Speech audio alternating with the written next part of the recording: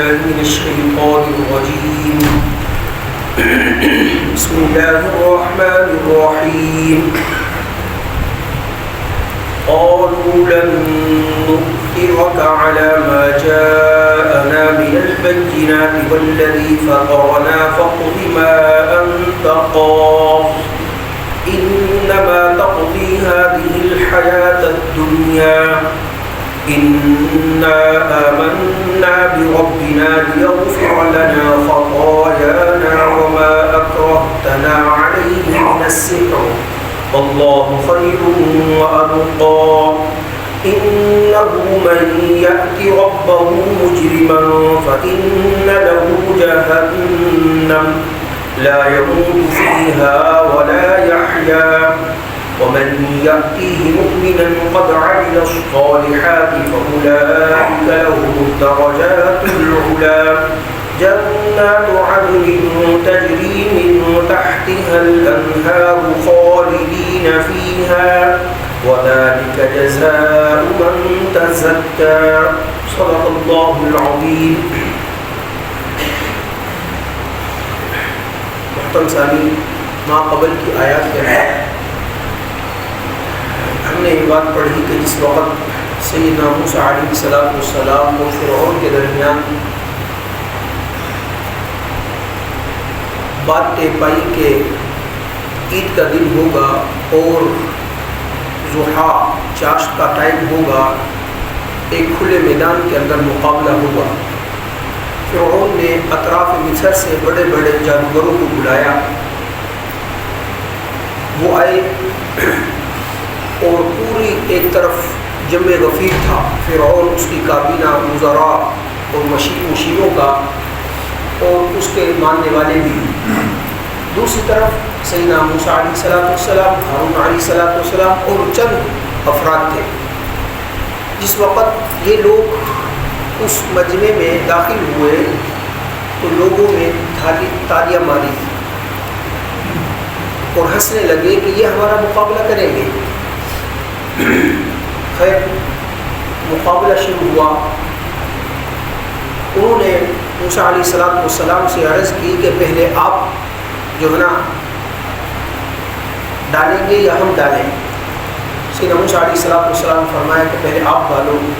انہوں نے، جن کی تعداد علماء مفسرین بیان فرمایا 70 سے 72 ہزار تھی، انہوں نے اپنے جادو کا فن دکھایا.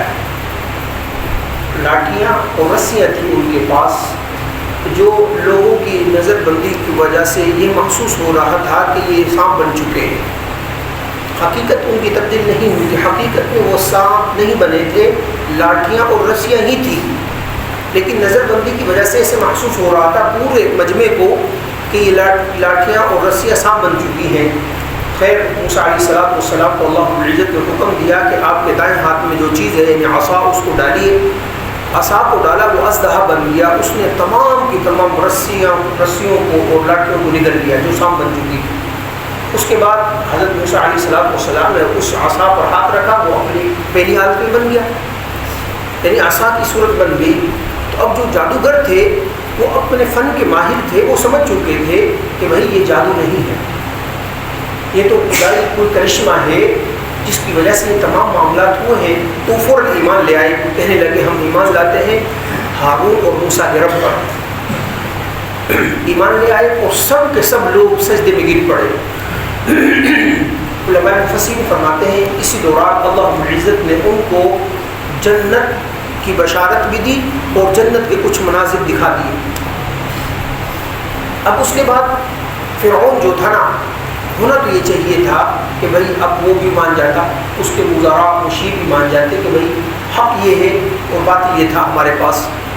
لیکن وہ ہٹ درمی اور ضد پر آ گیا. اس نے کہا لگتا ہے کہ تم آپس میں ملی بھگت ہے تمہاری، تم شاگرد ہو، موسیٰ علیہ السلام نعوذ باللہ تمہارے کیا ہیں؟ استاد ہیں. تم نے آپس میں بات طے کی کہ بھائی ہم اس طرح جو ہے نا ایک محفل اور مجمع بنے گا، سجے گا، وہاں پر یہ کام ہوگا، ہم ہار جائیں گے اور آپ جیت جانا اور واہ جو ہے نا آپ کی ہو جائے گی. تو کہنے لگا کہ میں تمہیں سخت قسم کی سزا دوں گا.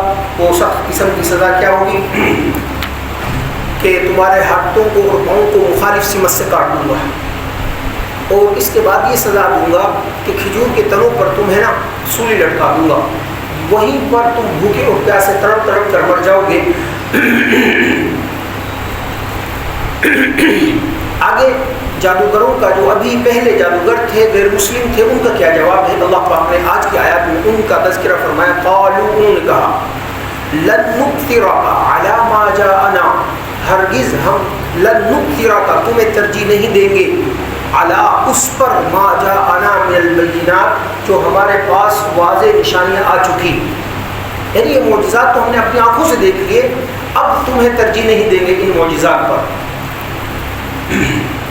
والذی فطرنا، اور ہم تو اس ذات پر ایمان لے آئے ہیں جس ذات نے ہمیں پیدا کیا ہے۔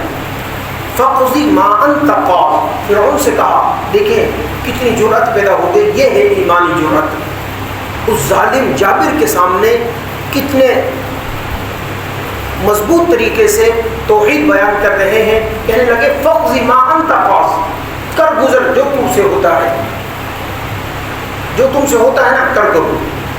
انما تقضی هذه الحیات الدنیا، حیات الدنیا، لیکن ایک بات ذہن میں رکھنا، تم نے جو بھی معاملہ کرنا ہے نا وہ صرف دنیا کی زندگی تک محدود ہے، بس یہیں پر ختم ہے، اور اگر تم یہ معاملہ نہیں کرو گے ممکن ہے کہ طبیعی موت آ گئی ابھی ہم مر جائیں، یعنی تمہاری سزا اور جزا، بدلہ اور انعام اور تمہارا جو ہے نا ہمیں قتل کرنا، ہاتھوں کو کاٹنا، سولی پر لٹکا دینا، یہ صرف دنیا تک محدود ہے بس۔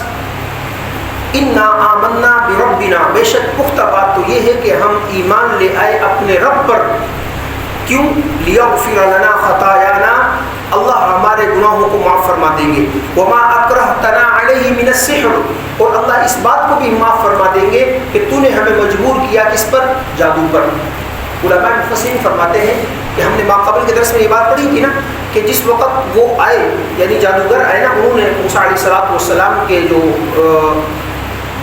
معجزات تھے ان کو دیکھا تو وہ رک گئے، وہ کہنے لگے، بعض نے سارے جو حالات تو نہیں تھے نا، کچھ عقلاء بھی عاقل لوگ بھی تھے، سمجھدار بھی تھے، انہوں نے کہا کہ بھائی یہ حق ہے، ہم باطل پر ہیں، یہ معجزات ہیں، یہ اللہ کی طرف سے خاص کرشمے ہیں، لہٰذا تم اس کا مقابلہ نہ کرنا۔ لیکن بیسک انسان کیا ہے؟ لالچی ہے، انہوں نے کہا بھائی اتنے انعامات اکرام ہمیں ہوگا، یہ ہمیں جو ہے وزارتیں مل جائیں گی، یہ ہمیں عہدے مل جائیں گے، کرتے ہیں چلو۔ ایک یہ بات تھی، دوسری یہ بات یہ بیان فرمائی علماء مفسرین نے، فرعون کی طرف سے یہ لازم تھا کہ جو سمجھدار لوگ تھے نا، جو اس جادو کو سیکھ سکتے تھے، ان کے اوپر لازم تھا کہ وہ جادو سیکھتے، اگر کوئی نہ سیکھتا تو ان کو وہ جو ہے نا سزا دیا کرتا تھا، اس لیے انہوں نے کہا وما اکرہتنا، جو تم نے ہمیں مجبور کیا، علیہ من السحر، جادو سیکھنے پر۔ جادو سیکھنا اور سکھانا یہ کیا ہے؟ حرام ہے، اس میں بہت زیادہ مفاسد ہیں، اتنے زیادہ مفاسد ہے کہ انسان ایمان سے ہاتھ دھو بیٹھتا ہے، کیا کیا اللہ پاک معاف کرے۔ میں عرض کروں کہ بس اللہ مان والحفیظ، اس لیے میں ساتھیوں سے اکثر عرض کرتا ہوں کہ ہمارے عورتیں جاتی ہیں ان لوگوں کے پاس جن بیچاروں کو خود اپنی تقدیر کا علم نہیں، نوجوان بھی ہمارے چلے جاتے ہیں اور جا کر کیا کہ ہمارے ہاتھ دیکھیے، ہمارا مستقبل بتائیے، او بھائی کیا بات کر رہے ہو، یہ ہمارا مستقبل بتائیں گے جن کو خود اپنا مستقبل معلوم نہیں۔ میرے عزیز حقیقت بات یہ ہے، میں مصلی رسول پر بیٹھ کر بات کر رہا ہوں، یہ لوگ اکثریت، دیکھو اگر 100 میں سے 95% سے زیادہ لوگ برے ہوں تو پھر یہی غالب گمان سے یہ کہہ دیا جاتا ہے کہ اکثریت یہ آپ کے مال کے لٹیرے ہیں، آپ کی عزتوں کے لٹیرے ہیں، یہ آپ کے ایمان کے لٹیرے ہیں۔ سب سے بڑی چیز ایمان ہے، ایمان کو چھین لیں گے، اس کے بعد آپ سے مال بھی بٹوریں گے، اس کے بعد اگر خواتین جاتی ہیں بخدا اللہ کی قسم کھا کر کہتا ہوں یہ لوگ جو ہے نا عزتوں کو لوٹتے ہیں، کبھی بھی ان لوگوں کے پاس مت جائیں جن کو پاکی کا بھی علم نہیں، وہ کیا کریں گے؟ اور فن اور ماہر ایسے ہوتے ہیں کہ ایسے اپنے جال میں پھنساتے ہیں، انسان پاگل ہو جاتا ہے۔ کئی ساتھیوں نے بتلایا کہ وہ آپ جائیں گے نا، آپ کا نام بھی بتلا دیں گے، والد صاحب کا نام بھی بتلا دیں گے، اور آپ کہاں سے، آپ کے گھر میں کیا معاملات ہوئے، بیوی سے تھوڑا سا انبن ہو گئی وہ بھی بتلا دیں گے، آپ پریشان ہو جائیں گے، یہ کیا کر دیا اس نے۔ تو میرے عزیز دوستو، اللہ کے نبی صلی اللہ علیہ وسلم نے فرمایا جو جادو سیکھتا ہے اور سکھاتا ہے اس کے اوپر سخت قسم کا عذاب ہوگا، بس کیا کریں، کیا بتلائیں کہ کیا کچھ کرتے ہیں یہ علمان الحفیظ، یعنی بعض اوقات تو یہ ایمان سے اپنے آپ ایمان سے ہاتھ دھو بیٹھتے ہیں تب یہ جادو سیکھتے ہیں. تو خیر وما اکرہتنا علیہ من السحر، اس پر بھی ہم اللہ سے معافی مانگتے ہیں کہ جو تم نے ہمیں مجبور کیا کہ ہم کیا کریں، جادو سیکھیں. واللہ خیر وابقا، لیکن بات یاد رکھنا فرعون، واللہ خیر وابقا، اللہ رب العزت بہت بہتر ہے اور ہمیشہ باقی رہنے والی ذات اللہ کی ہے. وَيَبْقَى وَجْهُ رَبِّكَ ذُو الْجَلَالِ وَالْإِكْرَامِ، تیرے رب کی ذات ہی باقی رہنے والی ہے، باقی تمام کل من علیہا فان، سب کچھ فنا ہونے والا ہے، تو بھی ایک دن فنا ہونے والا ہے، ہم بھی فنا ہو جائیں گے، اللہ کی ذات جو ہے نا وہ باقی رہنے والی ہے. یہاں پر ایک بات یاد رکھیے کہ یہ لوگ جو جادوگر تھے نا، یہ صبح کے وقت غیر مسلم تھے اور شام جس وقت ہوئی تو یہ مسلمان ہو چکے تھے. مسلمان بھی ایسے پختہ تھے، مضبوط تھے کہ فرعون نے دھمکی دی تمہارے ہاتھ پاؤں کاٹ دوں گا، اس نے کوئی پرواہ نہیں، سب نے کہا کوئی پرواہ نہیں، کاٹ دو. کہا کہ سولی لٹکا دوں گا، کوئی پرواہ نہیں، لٹکا دو. اب دیکھیں یہاں پر یہ صحابی بن گئے موسیٰ علیہ السلام کے، ایک دن کی ان پر محنت ہوئی، یہ کیا ہو گئے، ایمان سے ایک انچ پیچھے ہٹنے کے لیے تیار نہیں. اور خیر الامم جس کا لقب اللہ رب العزت نے اس امت کو دیا ہے، اس امت کے اوائل پہلے لوگوں کو خیر البریہ کہا ہے کہ بہترین لوگ ہیں روئے زمین پر، جن پر میرے اور آپ کے پیارے حبیب صلی اللہ علیہ وسلم نے ایک دن محنت نہیں فرمائی، 2 دن نہیں، 1 سال نہیں، 2 سال نہیں، 5 سال نہیں، 10 سال نہیں، بلکہ کتنے سال، 23 سال محنت فرمائی. کتنی؟ 23 سال محنت فرمائی. اس کے بعد صحابہ اکرام کی جماعت تیار ہوئی، شاگردان صحابہ کی جماعت تیار ہوئی. اب کچھ بدبخت لوگ کیا کہتے ہیں کہ اللہ کے نبی صلی اللہ علیہ وسلم نے اس وقت پردہ فرمایا نا، صرف 4 یا 3 افراد کے علاوہ باقی سب کے سب لوگ مرتد ہو گئے، نعوذ باللہ ثم نعوذ باللہ. اب دیکھیں اللہ رب العزت فرما رہے ہیں خیر الامم، بہترین یہ امت ہے، یہ امت کنتم خیر امہ، بہترین یہ امت ہے. اور ان میں سے بہترین لوگ اللہ کے نبی صلی اللہ علیہ وسلم کیا فرمائے، خیر القرون قرنی، میرا زمانہ بہترین زمانہ ہے، یعنی میرے زمانے کے جو لوگ ہیں یہ بہترین ہیں. ثم الذین یلونہم، پھر اس کے بعد. اب دیکھیں ان کے متعلق بعض لوگ یہ کہیں تو کتنی بری بات ہے. کیوں؟ یہ اصل میں ان پر انگلی اٹھانا نہیں، اصل میں استاد پر انگلی اٹھانا ہے کہ نعوذ باللہ ثم نعوذ باللہ. استاد محترم نے 23 سال محنت کی اور استاد محترم ناکام ہو گئے، نعوذ باللہ. دیکھیں نا، اگر میرے پاس آپ اساتذہ ہیں، آپ کے پاس جو ہے نا 10 20 50 بچے پڑھتے ہیں، اگر وہ سب کے سب فیل ہو جائیں تو کیا کہیں گے، بچے ناکام ہوئے یا استاد ناکام ہوا؟ سب لوگ کہیں گے بھائی استاد نے محنت نہیں کی اس لیے تو ناکام ہو گئے. اگر استاد محنت کرتا، چلو کچھ نہ کچھ نہیں تو 50% تو لوگ پاس ہوتے نا، بچے پاس ہوتے، ٹھیک ہے 50% ٹھیک ہے، انہوں کی اپنی محنت تھی. لیکن یہ تو نہیں ہو سکتا نا کہ 95% جو ہے نا 94% لوگ وہ بچے جو ہے نا ناکام ہو جائے. اصل میں ان کا نشانہ کیا ہے، وہ استاد محترم ہے، سرکار دو عالم صلی اللہ علیہ وسلم ہے. تو جب یہاں پر اللہ کے پیغمبر موسیٰ علیہ السلام کے صحابی جن پر صرف 1 دن کی محنت ہوئی اور 1 دن کے کچھ حصے کی محنت ہوئی ہے، وہ 1 انچ پیچھے ہٹنے کے لیے تیار نہیں، تو جن پر اللہ کے پیغمبر صلی اللہ علیہ وسلم 23 سال حکومت جو ہے نا محنت کی ہے، وہ کس طرح جو ہے نا ناکام ہو سکتے ہیں؟ ہرگز ناکام نہیں. اصل چیز یہ ہے کہ ان کو دشمنی ہے اسلام سے، مسلمانوں سے، قرآن سے، صاحب قرآن سے. اصل چیز یہ ہے، ورنہ ایسی بات نہیں. قرآن کریم کا جس وقت نظر عمیق سے مطالعہ فرمائیں گے تو آپ کو صفحے صفحے پر ان کی جو ہے نا کامیابی اللہ رب العزت بیان کرتے ہوئے نظر آئیں گے. اس لیے تو اللہ پاک نے فرمایا اولئک هم المفلحون، یہی لوگ کامیاب ہیں. اولئک هم الراشدون، یہی لوگ کیا ہیں؟ ہدایت یافتہ ہیں. اولئک هم الفائزون، اولئک هم المؤمنون حقا وعد اللہ کل وعد اللہ الحسنى. یہ بات کہہ کر اللہ رب العزت نے بات ختم فرما دی کہ میں نے آپ کے ہر صحابی سے جنت کا وعدہ لے لیا ہے. بس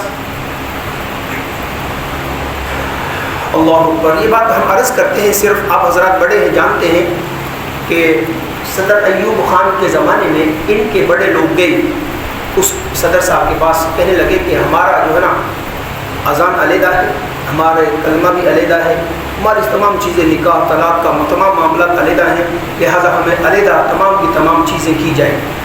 تو ان کو تمام چیزیں علیحدہ کر دی گئی اس وقت قانون کے مطابق، ٹھیک ہے بھائی آپ علیحدہ ہو۔ تو اب وہ کیوں کہتے ہیں کہ ہم آپ کے ساتھ ہیں؟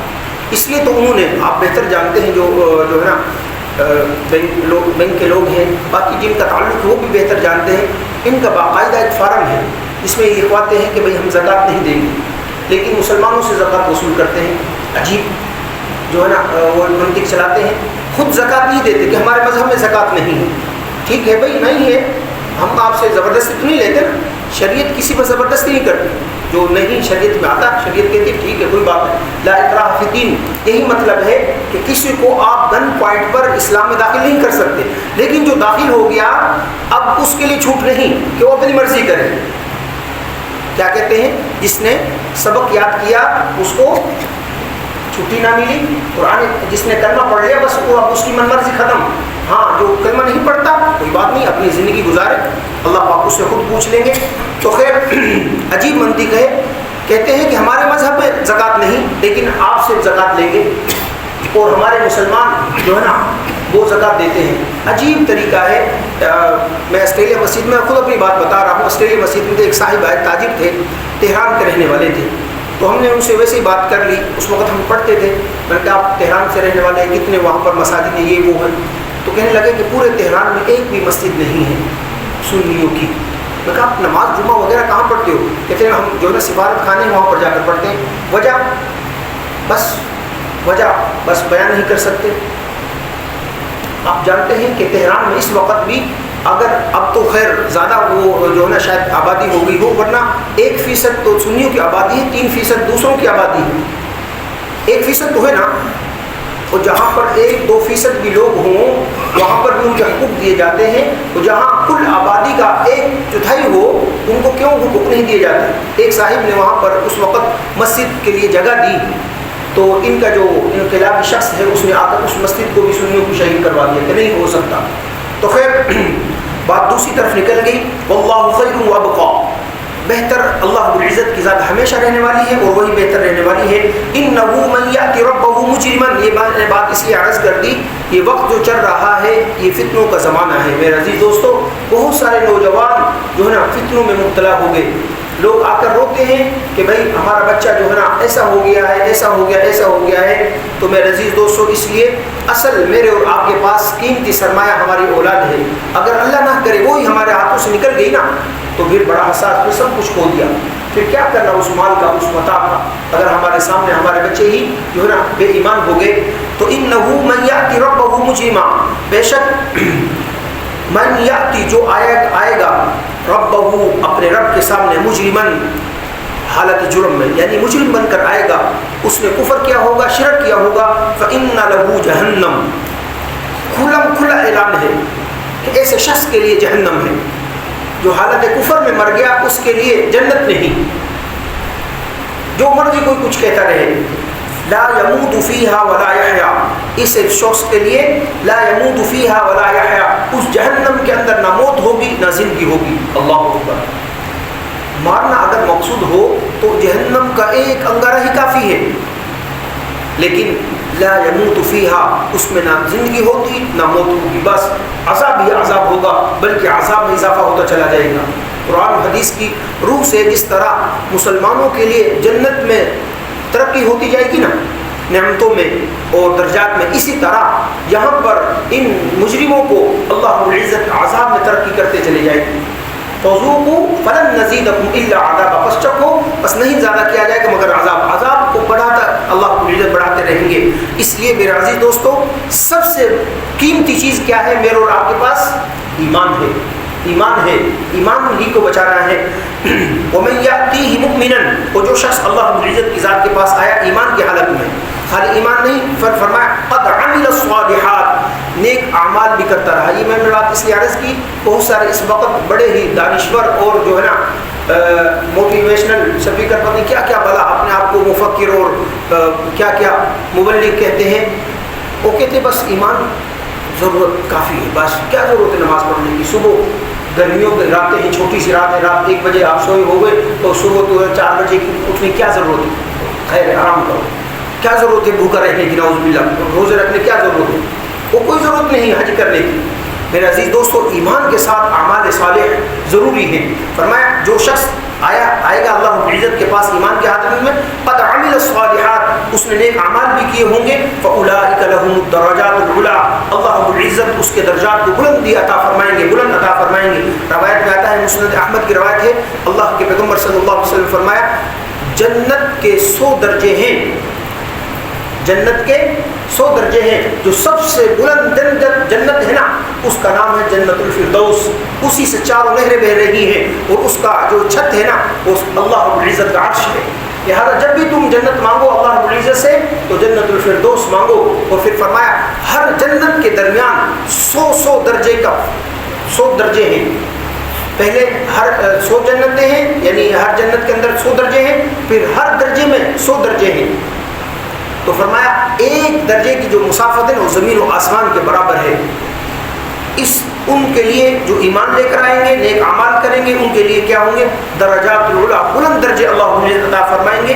جنات عدن تجری، ایسی باغات ہوں گے، تجری من تحتها الانہار، جن کے نیچے نہریں بہ رہی ہیں. خالدین فیہا، ایسی بات نہیں کہ کچھ سالوں کے بعد وہاں سے نکال دیا جائے گا، بلکہ ہمیشہ ہمیشہ جنت میں رہیں گے. اور کیا تعریف ہے جنت کی کہ اقسام اور انواع کیا ہوں گی کہ انسان ایک پھل کھائے گا، فوراً دوسرا پھل اس جگہ پر آ جائے گا. کبھی وہ پھل دوسیدہ نہیں ہوگا، کبھی بھی وہ پھل سوکھے گا نہیں، اور کبھی بھی اس پھل کے ذائقے میں خرابی نہیں آئے گی، بلکہ سیم وہی پھل آپ نے بھی کھایا ہے، دوسری مرتبہ جب کھائیں گے ذائقہ تبدیل ہوگا، وہی پھل ہوگا. من تحتها الانہار، جن کے نیچے نہریں بہ رہی ہیں. خالدین فیہا، ہمیشہ ہمیشہ اس میں رہیں گے. وذالک جزاء من تزکا، اللہ پاک ارشاد فرماتے ہیں وذالک، یہ جزا ہے من تزکا، اس شخص کے لیے جس نے اپنے نفس کو پاک کر لیا. کس سے؟ کفر سے. کس سے؟ شرک سے. کس سے؟ معاصی سے. اپنے نفس کو پاک کر لیا. اللہ پاک فرماتے ہیں یہ اس کا بدلہ ہے. اللہ رب العزت سے دعا ہے کہ اللہ پاک مجھے اور آپ کو اپنے نفس پاک کرنے کی توفیق عطا فرمائے، قرآن کریم کے اوامر پر عمل کرنے کی توفیق عطا فرمائے، نواحی سمجھ کر زندگی گزارنے